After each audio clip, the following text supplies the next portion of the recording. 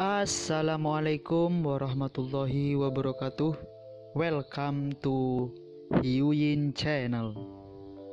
Seperti biasa, Mimin akan menceritakan kisah kepahlawanan Chu Xingyun dalam anime Spirit Sword Shofrek. Selamat menyaksikan. Adapun kekuatan pasir, itu sangat menakutkan. Untuk mengetahui, masing-masing dari 3.000 pasir kacau ini awalnya adalah bintang yang terbuat dari emas kacau. Diameter planet itu 3.000 mil. Setelah ratusan juta tahun kondensasi, Venus, yang awalnya berdiameter 3.000 mil, kini telah terkondensasi menjadi seukuran debu. Ludahkan pasir, ini setara dengan terkena 3.000 Venus secara berurutan. Jika hanya bintang yang bertabrakan, itu tidak masalah. Tapi itu disertai dengan mana level semu untuk dipromosikan. Kekuatan destruktifnya sudah tak terhitung. Dalam pertempuran terakhir, Zhu Hengyu beruntung. Anda tahu, suapan pasir emas ini tidak begitu bagus. Ini harus diakumulasikan untuk jangka waktu tertentu sebelum dapat dikeluarkan. Dalam pertempuran terakhir, Zhu Hengyu sama sekali tidak memberi kesempatan pada klon Iblis Saint. Sejak awal, dia berusaha sekuat tenaga untuk menyerang klon Santo Iblis. Saya tidak memberinya waktu luang. Tanpa pilihan apapun, klon bijak iblis hanya bisa memadatkan seteguk pasir emas ini di mulutnya yang tajam, dan menampilkan kecupan rantai yang menusuk itu. Menghancurkan 5 bintang berturut-turut. Jika Anda memberinya waktu untuk mengumpulkan energi. Setelah seteguk pasir keemasan ini disemprotkan, maka, hanya seteguk bintang dan pasir sudah cukup untuk menghancurkan Zhu Hengyu.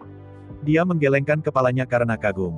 Zhu Hengyu akhirnya merasakan kengerian kekuatan alam suci. Hanya tiruan itu sangat kuat. 3.000 pedang bulu, 6 cakar tajam, dan seteguk bintang dan pasir. Kombinasi serangan yang begitu mengerikan dapat dianggap sebagai serangan yang menghancurkan dan tak terkalahkan. Sekarang pikirkan itu, suatu kebetulan untuk memenangkan pertempuran ini.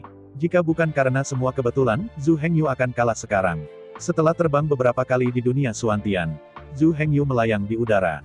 Jika habis seperti ini, masih tidak akan berhasil.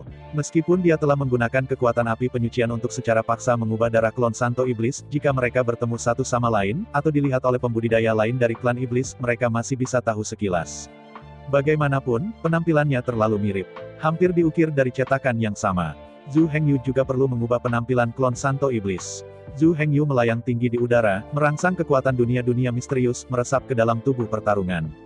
Di bawah infus kekuatan dunia, penampilan klon Santo Iblis mulai perlahan berubah. Segera, wajah dan sosok klon Santo Iblis secara bertahap menjadi wajah dan sosok badan hukum Suantian. Wajah dan sosok ini persis saat Zhu Hengyu masih menjadi Chu Xingyun. Wajah tampan itu, dan sosok muda yang masih hidup. Di bawah kekuatan dunia Suantian World. Segera klon Santo Iblis telah mengalami perubahan yang mengguncang bumi, apakah itu garis keturunan atau penampilan. Bahkan jika Golden Eagle Demon Saint datang secara langsung, saya khawatir dia tidak akan mengenali tubuh tempur ini sama sekali, itu pernah menjadi klonnya. Meskipun dia akan merasa familiar, dia pasti akan berpikir bahwa Zhu Hengyu adalah keturunan dari garis keturunan elang emas.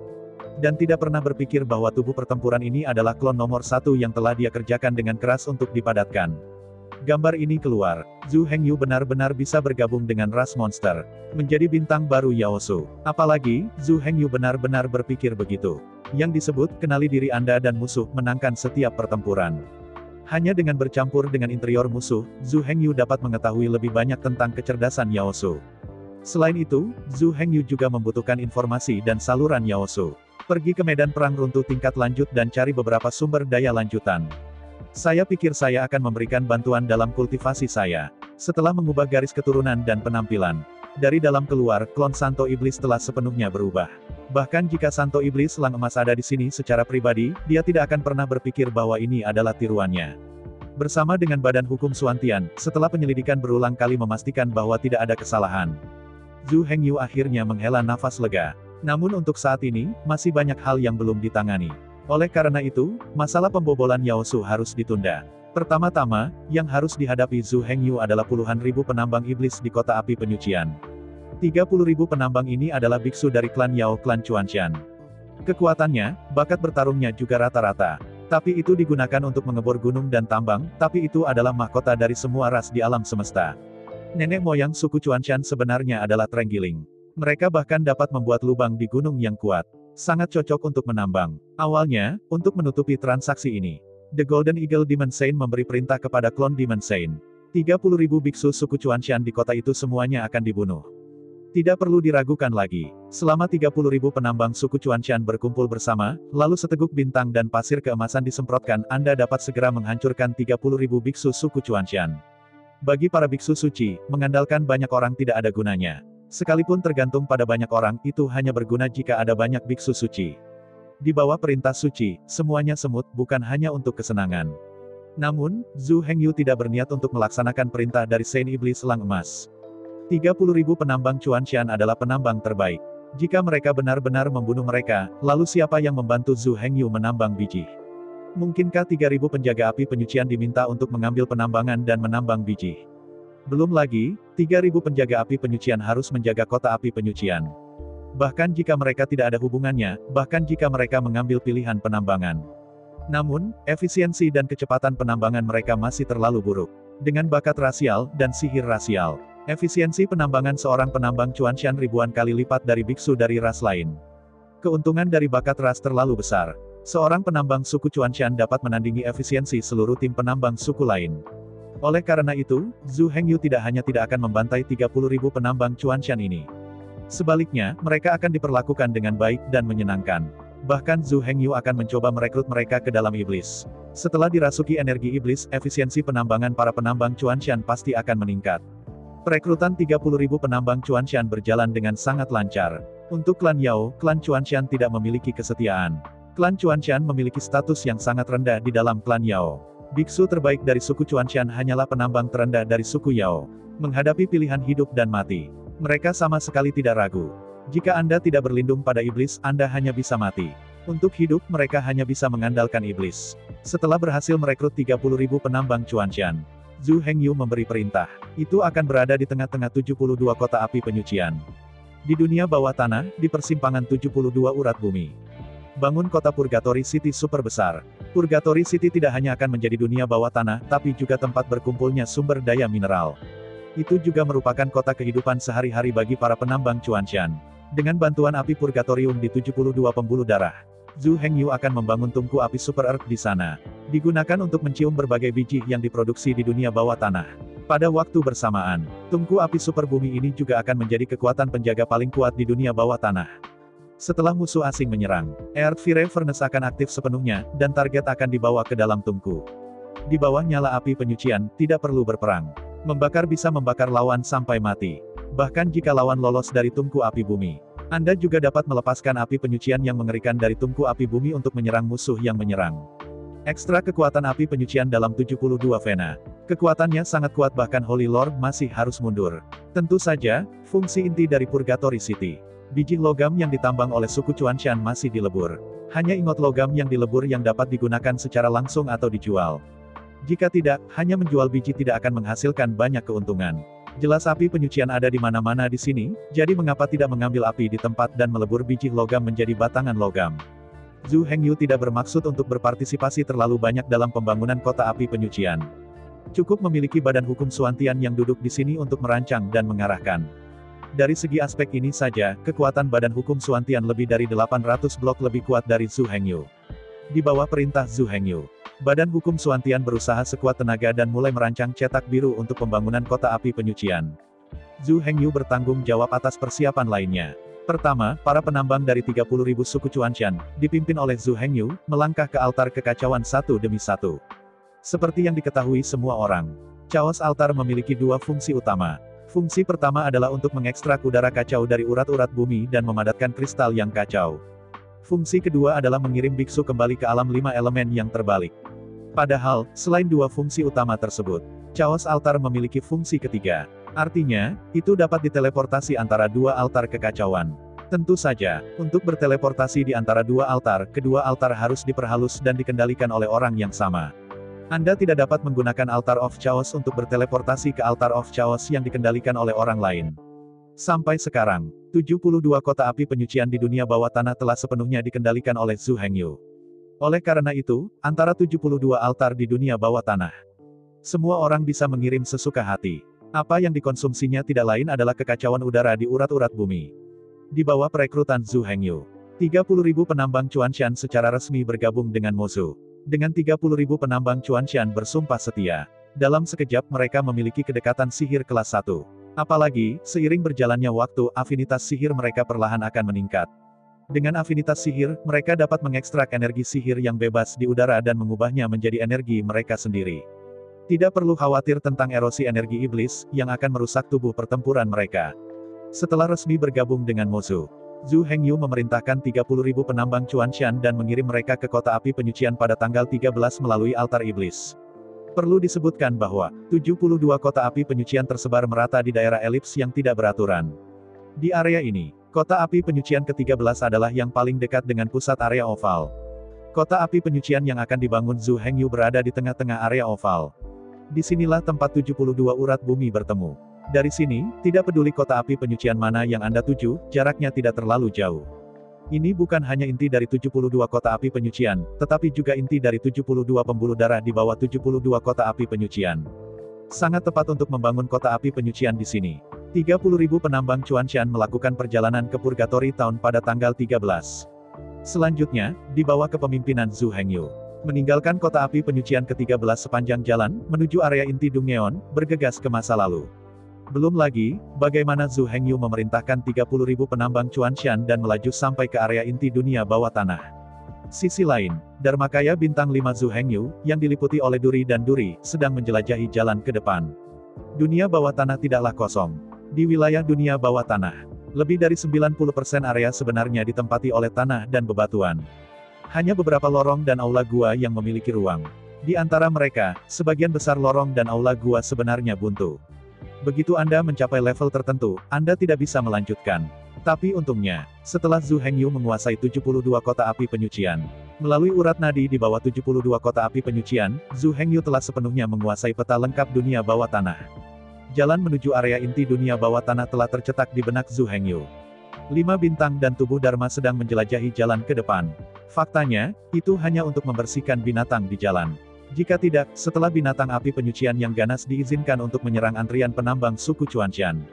Saya khawatir jika salah satu tidak baik, itu akan menyebabkan kerusakan besar. Dunia bawah tanah ini sebenarnya adalah labirin besar. Terutama area inti dunia bawah tanah sangat rumit. Jika bukan karena distribusi 72 urat bumi untuk menguasai bagian yang benar. Saya takut di dunia bawah tanah selama ribuan tahun, saya takut tidak ada jalan ke area inti dunia bawah tanah. Bahkan jika mereka kebetulan menemukan jalan yang benar, tidak ada yang dapat mengingat bagaimana mereka datang dalam perjalanan tersebut. Di bawah kepemimpinan Zhu Hengyu, 30.000 penambang Chuanshan diatur dalam formasi ular panjang. Sepanjang jalan di dunia bawah tanah, menempuh jarak yang jauh. Meskipun, area intinya paling dekat dengan kota api penyucian ke-13. Tapi kedekatan ini juga relatif dengan kota api penyucian lainnya. Faktanya, area inti dunia bawah tanah adalah jarak garis lurus dari kota api penyucian ke-13, yang jaraknya ribuan mil. Tergesa-gesa di sepanjang jalan ini, tidak mungkin tiba tanpa waktu sekitar setengah tahun.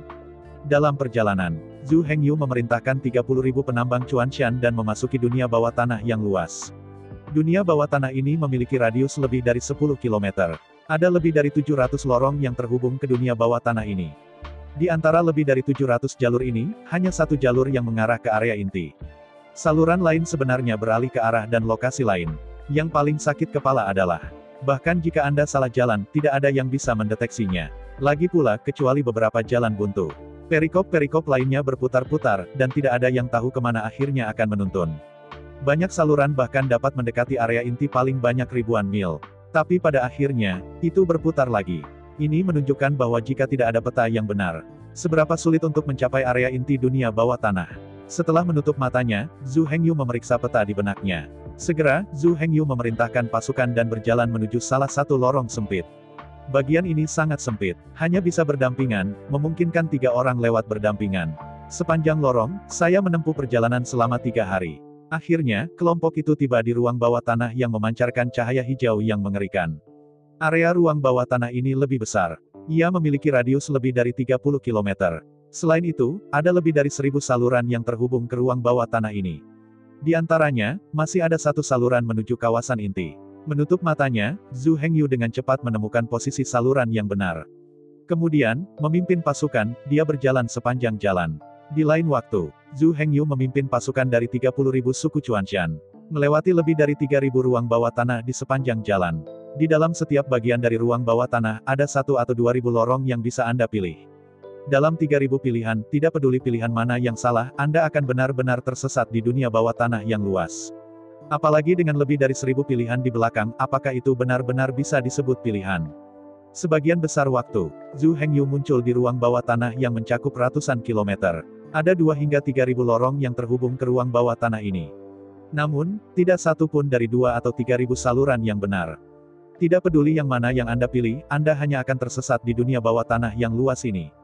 Bagian yang sebenarnya telah terkubur karena gerakan kerak, atau itu telah diblokir oleh pegunungan bawah tanah setebal lebih dari 10 km. Zhu Hengyu harus menggali puluhan ribu meter, atau gali beberapa kilometer. Hanya dengan begitu kita dapat menemukan yang benar, satu-satunya cara menuju area inti dunia bawah tanah. Jika bukan karena peta yang benar di tangan. Bahkan jika Zhu Hengyu diberikan waktu 1 miliar triliun tahun, saya khawatir dia tidak akan dapat mencapai area inti dunia bawah tanah. Dalam rencana Zhu Hengyu, hanya perlu waktu setengah tahun untuk melintasi kawasan ini. Secara resmi tiba di area inti dunia bawah tanah. Namun nyatanya, dari hari keberangkatan, hingga kedatangan resmi di area inti dunia bawah tanah. Zhu Hengyu dan 30.000 penambang Chuanshan menghabiskan 3 tahun 4 bulan. Terutama ribuan lorong di belakangnya. Dibutuhkan waktu lama untuk menggali setiap saluran sebelum saluran yang benar dapat digali dari berbagai lokasi. Sebagian besar waktu, mereka semua harus menempuh jalan yang salah sejauh ribuan mil. Kemudian, di dinding gua yang sederhana, mulai menggali secara horizontal. Menggali sepanjang jalan sejauh ratusan kilometer, baru kemudian menemukan lorong bawah tanah. Jalan ini adalah satu-satunya jalan yang benar ke dunia bawah tanah. Jika bukan karena 30.000 biksu dari suku Chuanshan yang secara profesional mengebor lubang dengan mereka. Jangan katakan 3 tahun, bahkan 30 tahun, 300 tahun, mungkin tidak dapat melintasi area ini. Sebagai tambahan, Zhu Hengyu bukanlah orang yang tidak punya otak. Setelah menggali bagian yang benar, Zhu Hengyu tidak akan berbalik dan pergi dengan bodoh. Sebaliknya, 30.000 penambang Chuanshan akan diperintahkan untuk mengisi ulang saluran yang digali. Bahkan di beberapa zona patahan bawah, beberapa keruntuhan dan retakan dibuat secara artifisial. Bagian yang sebenarnya diblokir sepenuhnya. Bisa dikatakan, sebelum Zhu Hengyu lewat, kesulitan menemukan jalan di jalan ini adalah 10. Kemudian setelah Zhu Hengyu meninggal, seseorang kemudian ingin menemukannya jauh-jauh. Kesulitan menemukan jalan puluhan ribu. Bahkan jika pihak lain memiliki peta yang benar, itu tidak akan pernah bertahan selama ribuan tahun. Akhirnya, Zhu Hengyu memimpin 30.000 penambang Chuanshan ke area inti dunia bawah tanah. Di dalam area inti dunia bawah tanah, ada dunia bawah tanah yang sangat luas sepanjang 3.000 km. Dalam dugaan Zhu Hengyu, area ini harus kosong dan sepi. Oleh karena itu, dia membawa 30.000 penambang Chuanshan untuk membangun kota bawah tanah dari nol. Namun, ketika Zhu Hengyu memimpin 30.000 penambang Chuanshan ke area inti dunia bawah tanah, segala sesuatu di gawang membuat Zhu Hengyu tertegun. Melihat sekeliling, tepat di tengah dunia bawah tanah ini, letaknya di persimpangan 72 garis. Kota raksasa yang megah yang memancarkan nyala api berdiri dengan bangga di sana. Meskipun ruang di inti dunia bawah tanah adalah 3.000 mil secara vertikal dan horizontal, kota bawah tanah raksasa yang megah ini sendiri berjarak 900 mil secara vertikal dan horizontal. Kota ini cukup besar untuk menampung ratusan juta orang. Menghadapi kota raksasa yang luar biasa, Zhu Hengyu benar-benar tidak bisa berkata-kata. Bagaimana ini mungkin? Inti dari dunia bawah tanah ini, ada kota yang begitu megah. Mengapa, saya belum pernah mendengar orang mengatakannya sebelumnya. Belum melihat catatan yang relevan di buku manapun. Yang paling penting adalah, saat ini, kota super raksasa ini harusnya tidak dimiliki, bukan? Setelah Anda memiliki firman Tuhan, rencana Zhu Hengyu untuk sepenuhnya mendominasi seluruh dunia bawah tanah, saya khawatir itu akan benar-benar dikalahkan. Tepat ketika Zhu Hengyu tertegun dan lidahnya kesulitan, ada suara gemuruh yang keras. Cahaya api yang mengamuk naik ke langit dari kedalaman kota raksasa. Dalam suara siulan yang keras, nyala api yang menyala-nyala melintasi separuh kota dan jatuh di depan Zhu Hengyu. Melihat sekeliling, itu adalah tubuh merah menyala, sangat besar, dengan panjang tubuh ratusan meter. Api yang mengamuk sedang membubung kemana-mana, Raja Naga Api Super. Tepatnya, ini sebenarnya bukan Raja Naga Api. Itu adalah Tuan Umum dari semua Raja Naga Api, Raja Naga Api Penyucian. Dari jarak dekat, Kaisar Naga Api Penyucian menggerakkan hidungnya terlebih dahulu dan mengendus ke arah Zhu Hengyu. Saat berikutnya, Kaisar Naga Api Penyucian menyatukan sayapnya secara instan. Dengan suara teredam, 5 tubuh Kaisar Naga Api Penyucian menjatuhkan dirinya ke tanah, merangkak di depan Zhu Hengyu. Pada saat yang sama, terdengar suara Guci, sangat saleh, api kecil, sambut Tuan dengan hormat. Api kecil, sang penyelenggara, melihat wajah di depannya, meski merangkak di tanah itu terlihat seperti gunung daging merah besar. Tiba-tiba, Zhu Hengyu tidak bisa menahan tertegun. Apa yang terjadi? Siapakah orang yang menyebut dirinya Xiao Huo ini? Mengapa Anda memanggilnya Master? Melihat Zhu Hengyu yang bingung. Kaisar Naga Api Penyucian jelas juga tahu apa yang telah terjadi. Dengan desahan sedih, penguasa Naga Api Penyucian berkata, sebelum runtuhnya pertempuran pertama, Tuan menyuruh api kecil untuk melindungi kota bawah tanah dan menunggu tuannya kembali. Saat berbicara, Kaisar Naga Api Penyucian berhenti sebentar. Kemudian dia melanjutkan, meskipun Xiao Huo tidak tahu apa yang terjadi di luar. Saya tidak tahu apa yang dialami pemiliknya. Ternyata sangat lemah. Bagaimanapun, Master adalah Master. Aura jiwa Master, fluktuasi jiwa, dan jejak jiwa sama sekali tidak berubah. Antara berbicara, The Purgatory Dragon Emperor, mata yang lebih besar dari wastafel tiba-tiba mengeluarkan air mata berkilauan. Melihat Kaisar Naga Api Penyucian tanpa berkata-kata, Zhu Hengyu sudah memahaminya. Jelas, Zhu Hengyu di zaman kuno pernah menjadi master di sini. Kota bawah tanah ini dibangun olehnya. Adapun Kaisar Naga Api Penyucian yang menyebut dirinya Huo kecil, dia seharusnya tidak lebih dari naga api kecil yang lemah. Hanya, setelah runtuhnya benua, Xiao Huo harus segera dibangkitkan di lautan api penyucian. Dan telah berlatih sampai hari ini. Hingga saat ini, meski masih mengaku sebagai api kecil, nyatanya ia sudah menjadi generasi Raja Naga Api Penyucian. Itu bisa dilihat dari paksaan yang terpancar dari tubuhnya. Kekuatan orang ini lebih kuat daripada Golden Eagle Demon Saint, dan juga berkali-kali lebih kuat. Ini sama sekali bukan kelas. Jika Anda mengatakan bahwa Golden Eagle Demon Saint hanyalah Demon Saint tingkat pemula, maka Kaisar Naga Api Penyucian ini jelas merupakan puncak dari Demon Saint. Kekuatan itu sendiri bukanlah apa-apa. Kuncinya adalah, di dunia bawah tanah ini, Raja Naga Api Penyucian tidak terkalahkan. Bahkan jika Anda membunuhnya, itu tidak berguna. Menggambar di atas api penyucian di jantung bumi, Kaisar Naga Api Penyucian dapat dibangkitkan secara instan. Di wilayah lain, mungkin tidak mudah untuk mengatakannya. Tapi inti dari dunia bawah tanah ini, Raja Naga Api Penyucian tidak terkalahkan. Kaisar Naga Api Penyucian di inti api penyucian, bahkan jika ia menghadapi orang suci surgawi sejati, ia pasti tidak akan ketinggalan. Bisa dikatakan, Kaisar Naga Api Penyucian di inti api penyucian adalah penguasa sejati. Dan itu sama sekali bukan orang suci palsu seperti Golden Eagle Demon Saint. Seluruh kekuatan api penyucian, dia bertanya dan bertanya. Setiap pukulan Raja Naga Api Penyucian disertai dengan kekuatan seluruh api penyucian. Setelah meninggalkan inti api penyucian, kemudian, kekuatan yang disebut Kaisar Naga Pembersihan langsung turun beberapa tingkat. Tanpa mengekstraksi energi dari 72 pembuluh darah, energi Raja Naga Api Penyucian tidak terbatas. Tanpa api penyucian yang tak berujung, dia tidak dapat dilahirkan kembali dari abu kapanpun. Sementara Zhu Hengyu sedang berpikir. Purgatory Dragon Sovereign berbicara, Tuan, datanglah padaku, aku akan menunjukkan kota kuno api penyucian padamu. Mendengar apa yang dikatakan Kaisar Naga dari api penyucian, Zhu Hengyu tidak ragu-ragu. Kaki itu melangkah ke depan dan melompat ke dahi Kaisar Naga Api Penyucian. Dia terjatuh di antara kaki tebal Kaisar Naga dari api penyucian. Setelah itu, Zhu Hengyu menoleh dan berkata kepada lebih dari 30.000 penambang Chuanshan di belakangnya, tunggu di sini untuk saat ini, dan tunggu saya untuk memeriksanya. Saat berbicara, kaki Kaisar Naga Api Penyucian menghantam dengan paksa. Tubuh besar itu tiba-tiba naik ke udara. Pada saat yang sama, sepasang sayap naga dari hula Kaisar Naga Api Penyucian terbuka. Dalam suara siulan yang keras di antara kepakan sayap naga yang kokoh, tubuh Kaisar Naga Api Penyucian langsung melompat keluar ribuan meter, dan terbang menuju kota Purgatorium kuno.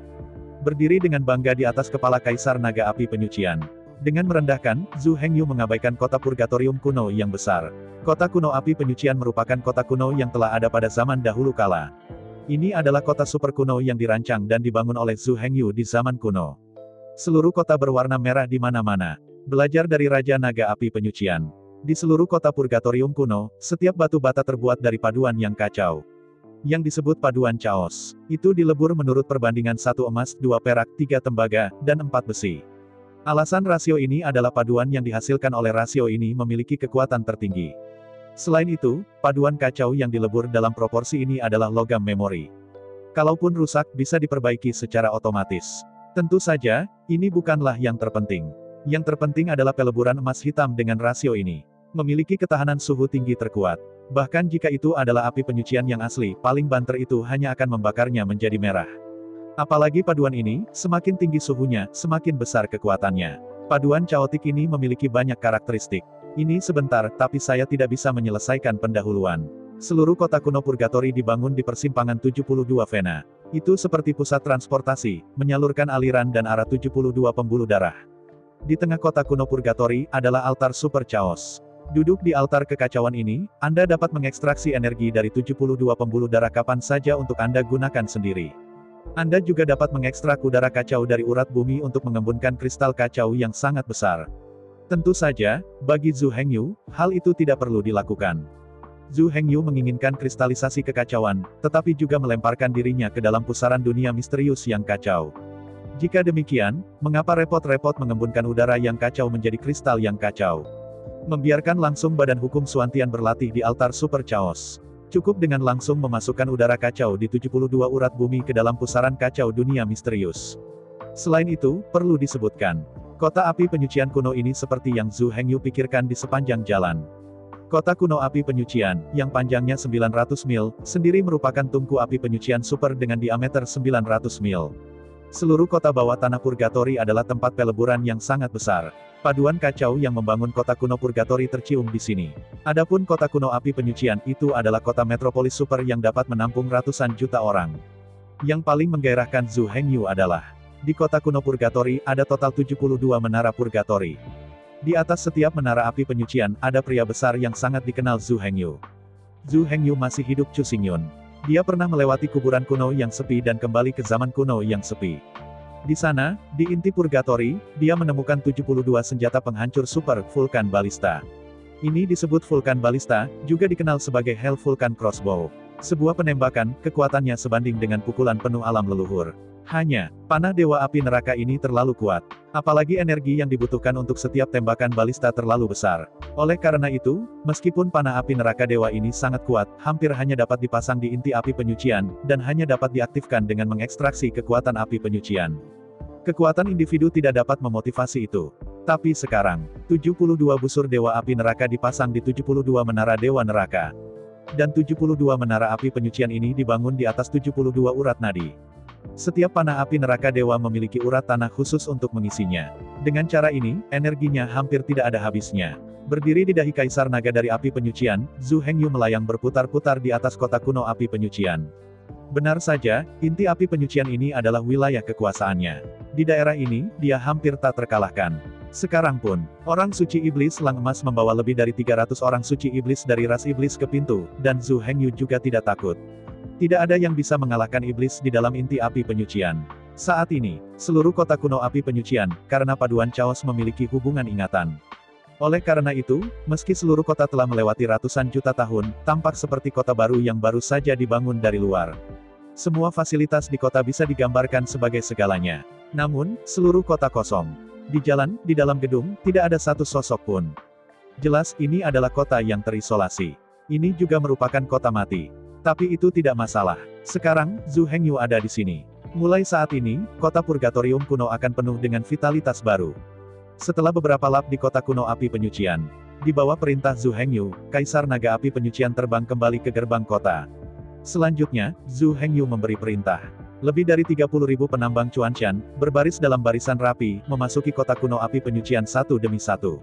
Di sudut barat laut kota kuno api penyucian, Zhu Hengyu merencanakan sebuah situs untuk suku Chuanshan. Ada lebih dari 3.000 bangunan di daerah ini.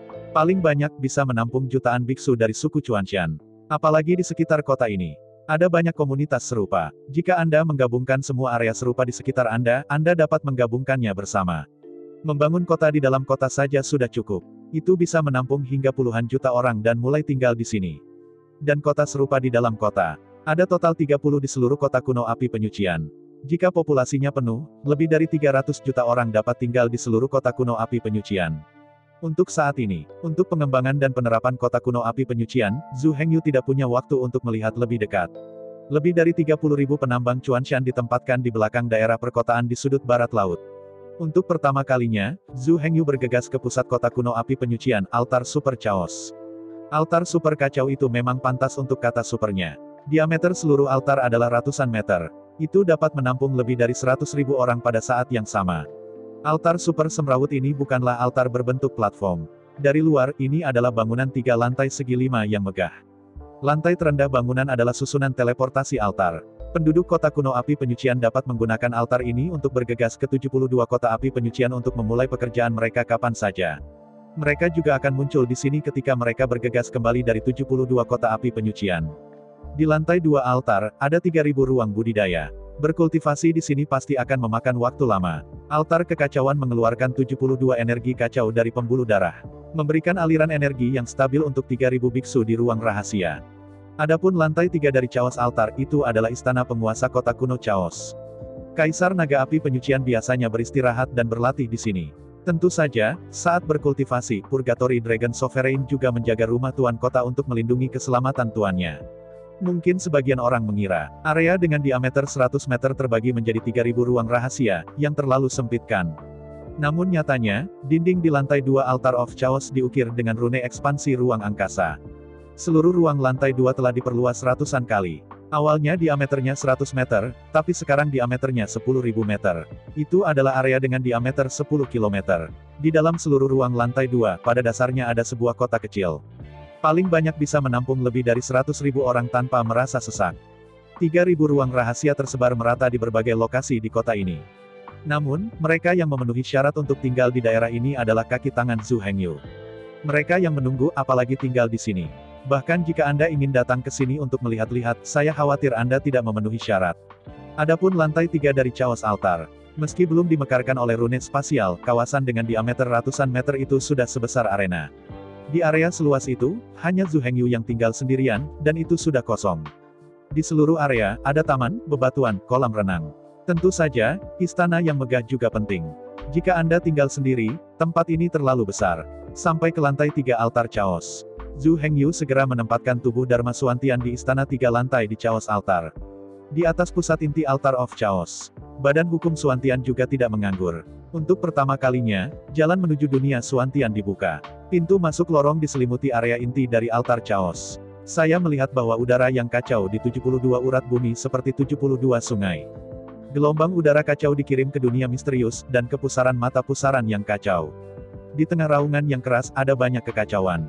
Pusaran yang kacau secara bertahap mengeluarkan raungan yang memekakan telinga. Mengerutkan kening, Zhu Hengyu mengemudikan dunia Suantian, dan debu yang pecah di tanah menutupi pusaran yang kacau.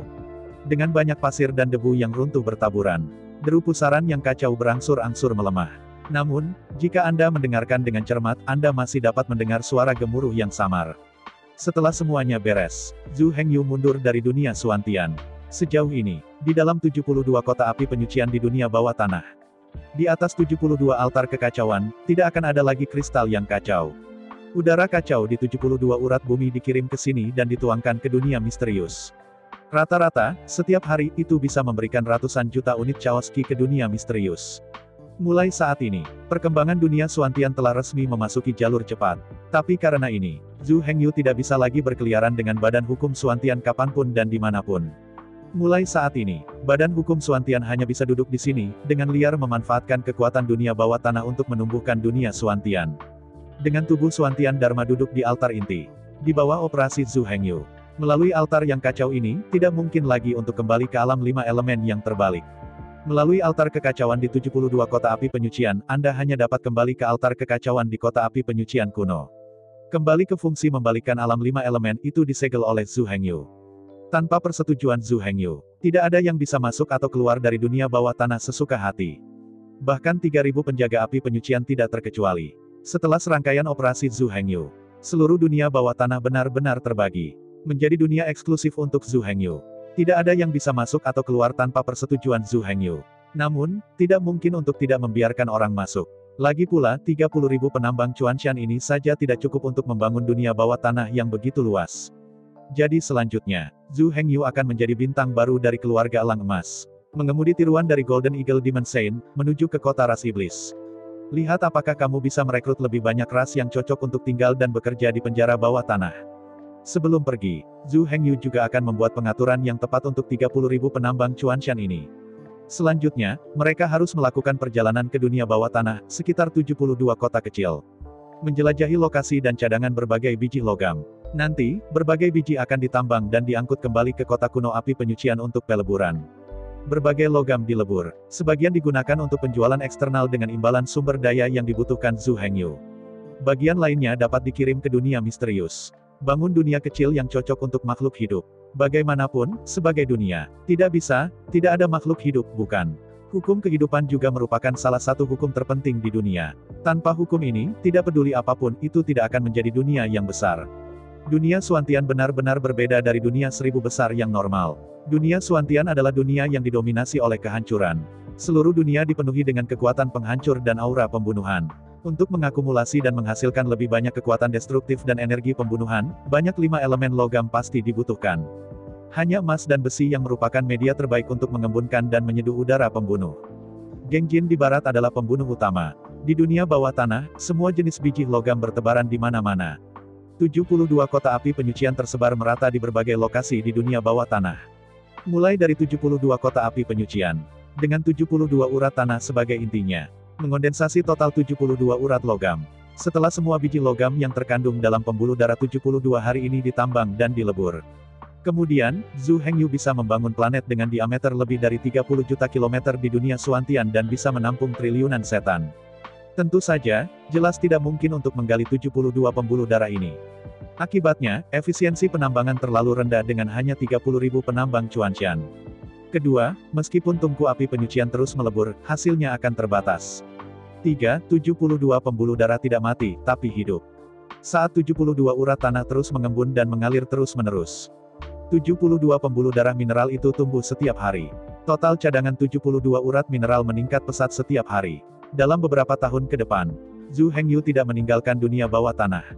Bahkan kota Purgatorium kuno tidak pernah pergi. Duduk di kota kuno api penyucian, Zhu Hengyu terus-menerus mengirim dan mengatur 30.000 penambang Chuanshan. Namun, kekuatan 30.000 penambang Chuanshan saja terlalu lemah. Meskipun setiap penambang Chuanshan dapat menambang puluhan ribu ton biji logam setiap hari.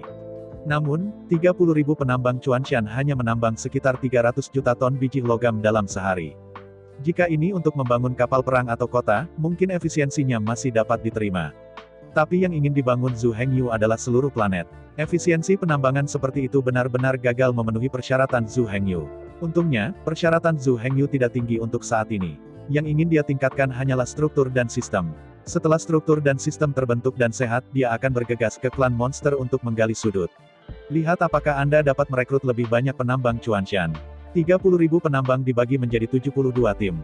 72 tim pertambangan ini tersebar merata di antara 72 kota api penyucian. Setiap tim penambang bertanggung jawab atas eksplorasi dan penambangan deposit logam di sekitar kota api penyucian.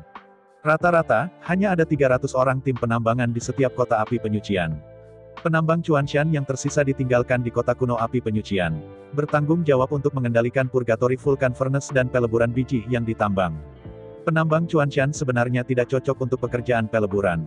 Tetapi untuk saat ini, tidak ada orang lain di bawah Zhu Hengyu. Untuk saat ini, penambang Chuanshan masih perlu melakukannya untuk sementara waktu. 3 tahun kemudian, Zhu Hengyu akhirnya meluruskan pekerjaan kota kuno api penyucian. Pada waktu bersamaan, kota Qingqiu di sana, Golden Eagle Demon Saint akhirnya menyelesaikan penyerahan dengan lancar dan sepenuhnya mengendalikan konstruksi dan manajemen kota Qingqiu. Tim penguasa yang dibentuk oleh Zhu Hengyu, terdiri dari lebih dari 3.000 elit, benar-benar menganggur. Tapi jelas, para elit ini tidak bisa diam. Ketika Zhu Hengyu merekrut 3.000 elit ini, dia tidak berniat menggunakannya untuk sementara waktu. 3.000 elit ini semuanya masih sangat muda. Apalagi tidak ada beban keluarga atau keluarga. Entah dia yatim piatu, atau keluarganya telah meninggal. Secara keseluruhan, 3.000 elit ini, kapan saja, di mana saja, bisa pergi untuk memerintah di mana saja. Setelah sepenuhnya menyerahkan kota Qingqiu ke Golden Eagle Demon Saint, Zhu Hengyu memindahkan 3.000 tim penguasa ke kota kuno api penyucian. Secara resmi mengambil alih pembangunan dan pengelolaan kota kuno api penyucian. Zhu Hengyu telah menyelesaikan aturan dan regulasi yang harus dirumuskan. Tidak ada yang bisa membantunya dalam hal ini. Bagaimanapun, kota ini adalah kota lengkap yang dimiliki Zhu Hengyu sendiri. Kota Purgatorium kuno ini, dan bahkan seluruh dunia bawah tanah. Ini adalah rumah Zhu Hengyu. Bagaimana orang lain bisa merumuskan aturan dan aturan di rumah Anda sendiri? Zhu Hengyu tidak dapat sepenuhnya menyalin hukum dan peraturan kota Qingqiu, serta berbagai peraturan dan ketentuan. Kota Qingqiu adalah kota Qingqiu semua orang. Dengan adanya 30 kekuatan utama, Zhu Hengyu harus menimbang banyak hal. Tidak mungkin menjadi sewenang-wenang. Dunia bawah tanah berbeda. Semua yang ada di sini adalah milik Zhu Hengyu. Jika dilaksanakan sesuai dengan aturan dan regulasi kota Qingqiu, bukankah itu berarti Anda hanya menghitung uang Anda sendiri atas nama orang lain? Tentu saja, para penambang Chuanshan itu juga bagus. Apapun 3.000 elit penguasa, mereka bukanlah budak Zhu Hengyu. Setiap hasil kerja mereka akan ditukar dengan keuntungan yang besar. Dari sudut tertentu, dunia bawah tanah sebenarnya adalah pabrik besar. Semua yang ada di sini adalah milik Zhu Hengyu. Adapun orang-orang yang bekerja di sini, mereka semua bekerja untuk Zhu Hengyu. Zhu Hengyu akan memberi mereka gaji dan bonus yang sesuai dengan tenaga mereka. Bekerja lebih banyak dan dapatkan lebih banyak, bekerja lebih sedikit dan dapatkan lebih sedikit, bukan bekerja keras. Katakan saja, kota Qingqiu milik orang lain, dan Zhu Hengyu hanya bertanggung jawab atasnya.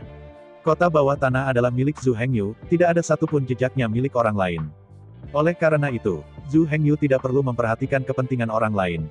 Yang satu adalah semua orang dan yang lainnya adalah Xiao Jia. Satu bersifat publik dan yang lainnya bersifat pribadi. Metode pengelolaan secara alami sangat berbeda. Di dunia bawah tanah, tidak peduli apa yang Zhu Hengyu lakukan, itu tidak akan mempengaruhi kepentingan orang lain. Itu tidak akan menyebabkan ribuan orang kehilangan sedikit keuntungan karena dia. Karena itu, semua hukum dan regulasi, serta aturan dan regulasi, hanya dapat ditentukan oleh Zhu Hengyu. Dengan upaya Badan Hukum Xuantian mengambil pelajaran dari pengetahuan Zhu Hengyu, hukum, peraturan, dan aturan ras utama kekuatan besar, dan kota besar. Butuh 3 tahun, Badan Hukum Xuantian akhirnya menetapkan aturan dan regulasi kota bawah tanah. Adapun detail spesifiknya, tentu saja saya tidak akan banyak bicara. Seluruh hukum dan regulasi, serta aturan dan regulasi, lebih dari 30 juta kata. Jika ada penjelasan rinci untuk setiap peraturan perundang-undangan, saya khawatir penjelasan 300 juta kata tidak jelas. Tapi untungnya, Badan Hukum Xuantian tidak akan pergi dari sini.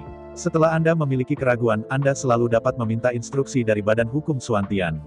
Tubuh Xuantian Dharma memiliki hak interpretasi akhir. Dengan kedatangan 3.000 tim manajemen elit, Zhu Hengyu akhirnya benar-benar dibebaskan. Zhu Hengyu tidak terlepas dari perumusan peraturan perundang-undangan, serta peraturan perundang-undangan. Hanya mengandalkan kata-kata Badan Hukum Xuantian. Iki sudah cukup. Tetapi kecerdasan emosional adalah masalah besar. Dalam banyak kasus, jurisprudensi berada di luar kemampuan manusia. Lagi pula, dunia bawah tanah ini adalah milik pribadi Zhu Hengyu. Lagi pula, hukum pidana yang terlalu keras dan kejam tidak pantas. Zhu Hengyu harus bekerja sama dengan tubuh Dharma Xuantian. Perubahan manusiawi akan dilakukan pada hukum dan regulasi yang terlalu ketat, serta aturan dan regulasi. Korupsi dan penerimaan suap harus menjadi kejahatan besar di mata Badan Hukum Xuantian. Berapapun besaran korupsinya, asalkan ada sengaja korupsi, semuanya dipenggal. Tetapi jelas bahwa ini hanyalah pemerintahan yang keras. Semua pencuri yang mencuri, sekali tertangkap, langsung memotong tangannya. Terlepas dari berapa banyak uang yang dicuri, selama ada pencurian yang disengaja, potong tangan Anda. Jika Anda mengikuti aturan dan regulasi yang dirumuskan oleh Badan Hukum Xuantian, korupsi dan pencurian pasti akan sangat berkurang. Namun, hukum pidana semacam itu terlalu keras. Sedikit berlebihan. Tapi Badan Hukum Xuantian tidak peduli tentang itu. Tujuannya adalah untuk sepenuhnya memberantas korupsi dan sepenuhnya menghilangkan pencurian. Adapun apakah itu kasar atau tidak, Badan Hukum Xuantian secara alami memiliki standar penilaiannya sendiri. Betapapun kerasnya hukum itu, selama tidak ada yang melanggarnya, bukankah itu tidak keras? Zhu Hengyu tidak berkomitmen terhadap pandangan tubuh Xuantian Dharma. Tetapi untuk saat ini, Zhu Hengyu tidak ingin menerapkan undang-undang semacam itu di kota bawah tanah. Dengan kedatangan 3.000 tim manajemen elit, di bawah perintah Zhu Hengyu, mereka pindah ke kota kuno api penyucian, di aula penguasa di tengah kota. 3.000 orang cukup untuk mengelola kota. Untuk saat ini, hanya ada lebih dari 30.000 penambang Chuanshan di kota kuno api penyucian. Bahkan jika suatu saat populasi di kota kuno api penyucian akan mencapai 30 juta, atau bahkan 300 juta. Sebenarnya tidak masalah. Basis budidaya dan kekuatan dari 3.000 elit manajemen ini terus meningkat. Kemampuan manajemen mereka juga meningkat pesat. Seorang beku tingkat tinggi dapat bernilai ratusan beku biasa. Apalagi saat mereka menguasai avatar pasca operasi. Satu orang bisa membuat beberapa klon. Teknik avatar dipraktekkan hingga batasnya, dan bahkan 3.000 avatar dapat diubah. Untuk saat ini, tidak realistis untuk memisahkan 3.000 klon. Apalagi jika klonnya terlalu banyak, tidak ada gunanya sama sekali. Semakin banyak klon, semakin rendah kekuatan setiap klon. Semakin banyak klon, semakin rendah kebijaksanaan setiap klon. Oleh karena itu, Zhu Hengyu memerintahkan. Badan Hukum Xuantian telah merancang satu set teknik klon untuk mereka, teknik klon Tiangang. Setelah 40-50 tahun berlatih. Selain itu, Zhu Hengyu memberi mereka gaji yang sangat baik dan banyak sumber daya pelatihan. Hingga saat ini, 3.000 elit manajemen telah mempraktikkan rangkaian metode klon teknik klon Tiangang ini.